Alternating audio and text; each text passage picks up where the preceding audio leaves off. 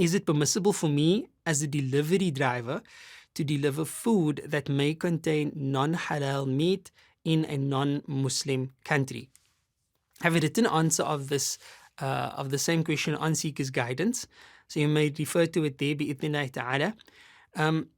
The context is important. So firstly, this phenomenon is of course going to be unique to a Muslim minority situation. In majority situations where Muslims are the majority, then delivering non-halal food is generally not going to be a consideration, right? Insha'Allah ta'ala. However, in a minority situation, there may be circumstances where finding a job is extremely difficult, and that is the reality today in many parts of the world, including South Africa, where the unemployment rate in certain parts is 40% of the population.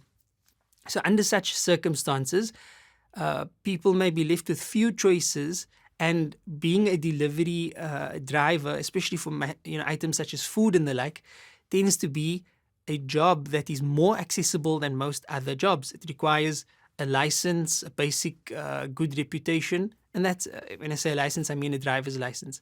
So many people resort to this type of work, and this question is very relative. However, according to most scholars, right, including the Shafi'i school, delivering unlawful food, right, or similar, like khamr, right, intoxications and the like, even though your job is the delivery, because you are directly enabling somebody to sin against Allah subhanahu wa ta'ala, it goes against the command of Allah, وَتَعَاوَنُوا عَلَى الْبِرِّ وَالتَّقْوَى وَلَا تَعَاوَنُوا عَلَى الْإِثْمِ وَالْعُدْوَانِ. Mutually assist one another with righteousness and piety, and do not assist one another with sin and transgression. But once again, due to the circumstances, it's important for me to make you aware of the fact that if you find yourself pressed to find work and you find yourself in a delivery situation, there's an alternative view presented by the Hanafi school of thought.